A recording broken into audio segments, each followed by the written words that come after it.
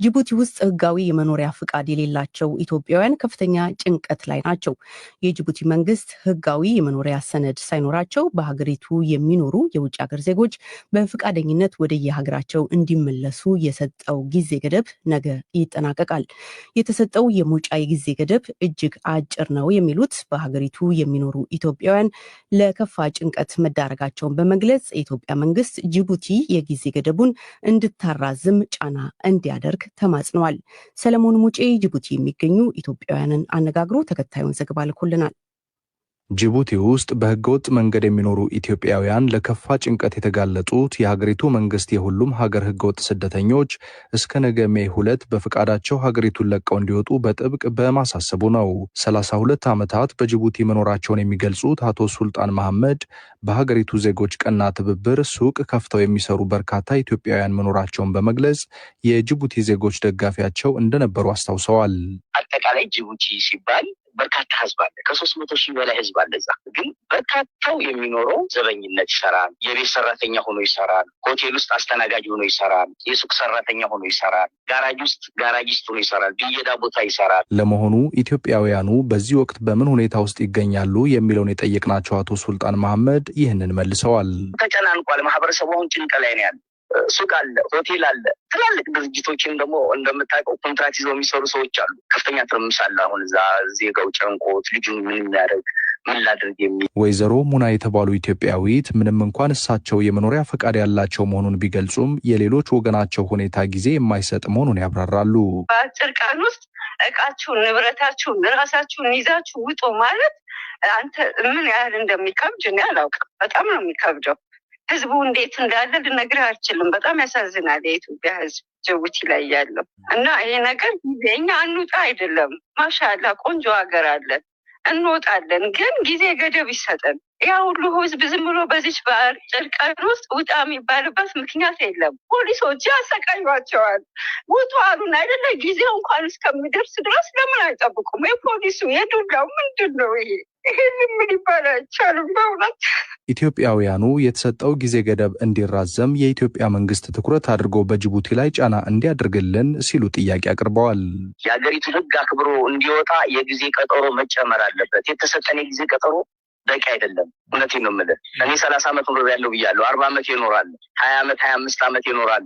ሱቅ አለው፣ ሆቴል አለው፣ የሰው ስራ አለው። ካምፓኒ ውስጥ የሚሰሩ ልጆች እኔ ከትናንት አናግረው የነበረው 10 ዓመት ካምፓኒ ገዝተው ሰጥተዋል።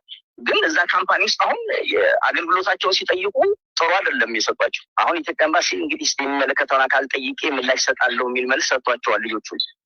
እሱም ደግሞ በሚገባ ድርሻቸውን አግኝተው በሚገባ ሀቃቸውን አግኝተው የላባቸውን አግኝተው ወደ ሀገራቸው መግባት አለባቸው። ጅቡቲ የሚገኘው የኢትዮጵያ ኤምባሲ ዜጎች ወደ ሀገር ቤት እንዲመለሱ ምዝገባ እያደረገ መሆኑን ከቀናት በፊት አስታውቋል።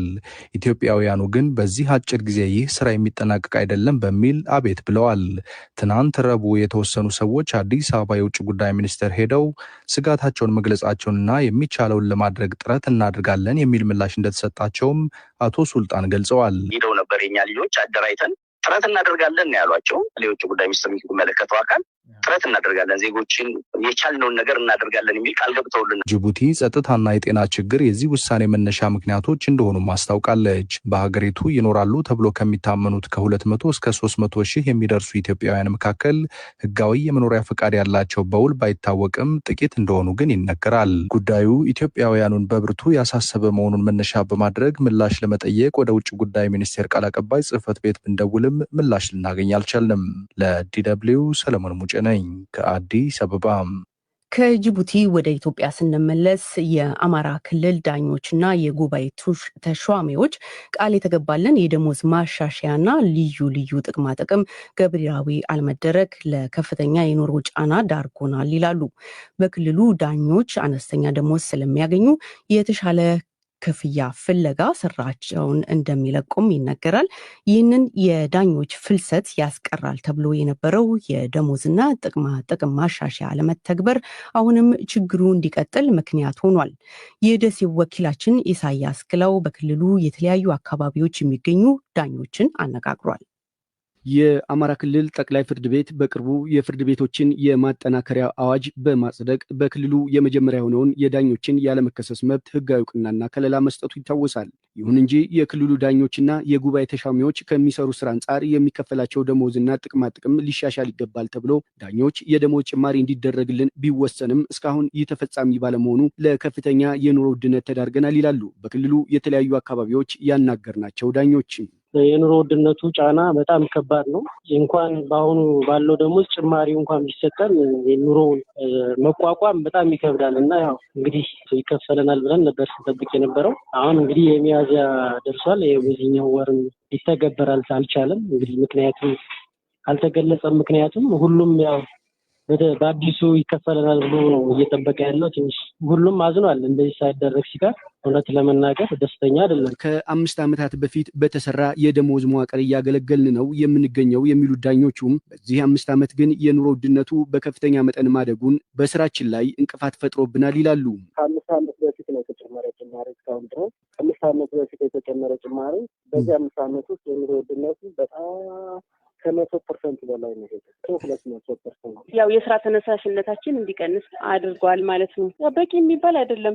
ያው ከእጅ ወዳፍ የሆነ እንትን ለማድረግ ነው እንጂ በቂ ነው የሚባል አይደለም። ስራውና ክፍያው ተመጣጣኝ አይደለም። በአማራ ክልል በርካታ ዳኞች ከዚህ ቀደም ለቀዋል የሚሉት አስተያየት ሰጪዎችም አሁን ከደሞዝ ማሻሻያው ገቢራዊ ያለመሆን ጋር ተያይዞና በክልሉ ያለው የጸጥታ ሁኔታ ለስራ ምቹ ባለመሆኑ ለመልቀቅ በር ላይ የቆሙ መኖራቸውንም ተናግረዋል። ስፔሻሊ አማራ ክልል እኮ በራሱ በጀት ዳኛና አቃቤ ሕግ አሰልጥኖ ለፌዴራል መንግስቱ የሚሰጥ ብቸኛ ተቋም ሆኗል።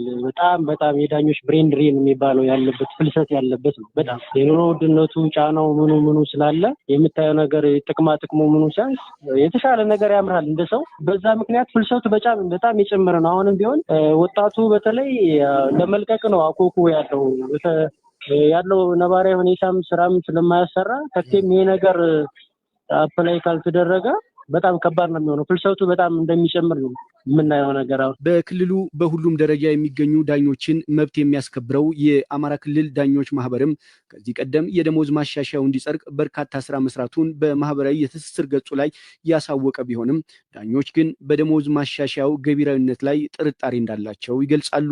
መጀመሪያ ላይ ያው እንደ ማንኛውም መንግስት ሰራተኛ ዳኞችም ከስራቸው ጫና አንጻር ሲታይ እየተከፈለን የነበረው ደሞዝ በቂ አይደለም። ካለው የስራ ጫና ረጅም ሰዓት ተቀምጦ ነው የሚለው ሪስክ ነው በሰው ህይወትና በሰው ንብረት ላይ የሚወስን ነው ዳኛ እንደሚታወቀው። ከዛም ዘግይቶ ለማንኛውም መንግስት ሰራተኛ ደሞዝ ማስተካከያ ሲደረግ ዳኞችም ይህን ሊጠብቁ ስለነበረ ከየካቲት ወር ጀምሮ ያለፈ ባክቴሪያንት ባለ ደሞዙ ከጥቅምት ጀምሮ እንደሚከፈል አይተን ነበረ።